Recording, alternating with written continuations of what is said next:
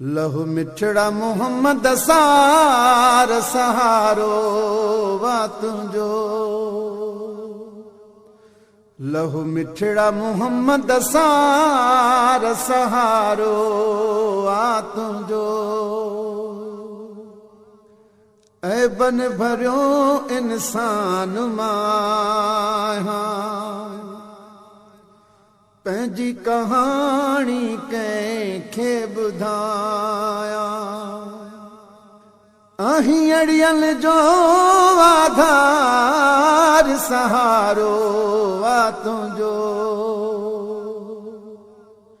लहू मिठड़ा मोहम्मद सार सहारो वा तुझो। मां वॾो गुनहगार सहारो वा तुझो। लहू मिठड़ा मोहम्मद सार सहारो वा तुझो। साराया सचो धणी जंहिंजी कुदरत करारी। कलमो जंहिं ते रास थियो कंदो सैयद सतारी।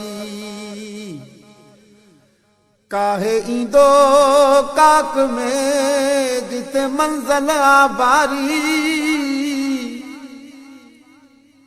कबर जे आज़ाब खां रखंदो आगो इतबारी।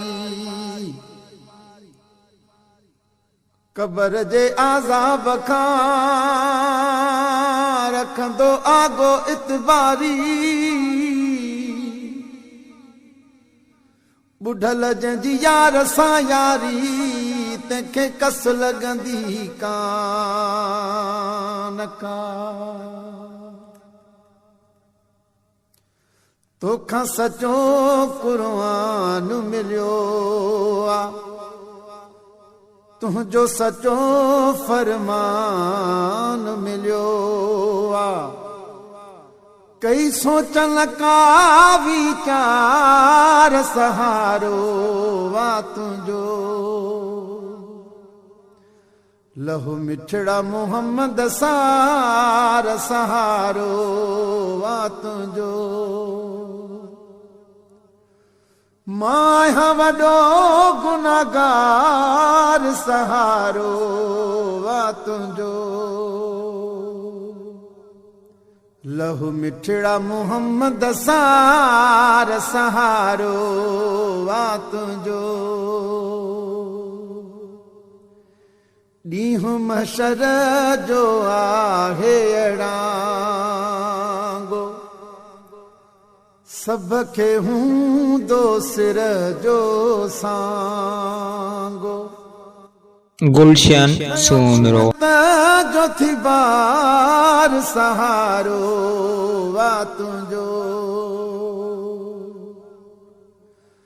लहू मिठड़ा मोहम्मद सार सहारो वा तुझो। मां वॾो गुनहगार सहारो वा तुझो।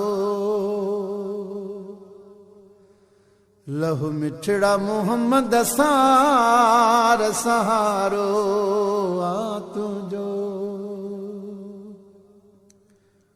कोन कयो मूं साण समरवा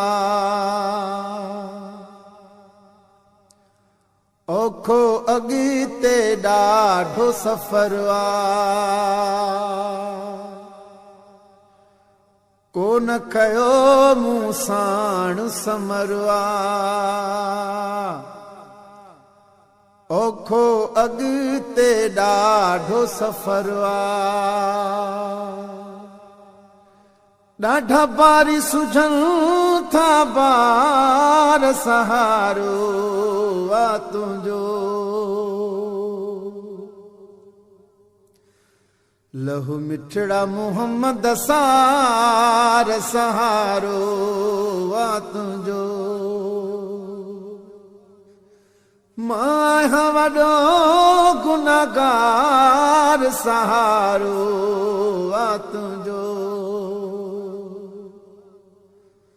लहू मिठड़ा मोहम्मद सार सहारो आ तुंहिंजो आऊं अबोझो आहियां घायल मूंखां थींदो पुछाणो उन वक्त सच्चा सरदार सहारो आ तुंहिंजो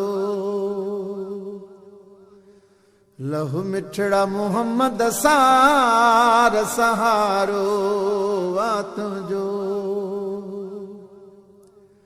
मां वॾो गुनाहगार सहारो आ तुंहिंजो लहू मिठड़ा मोहम्मद सार सहारो आ तुंहिंजो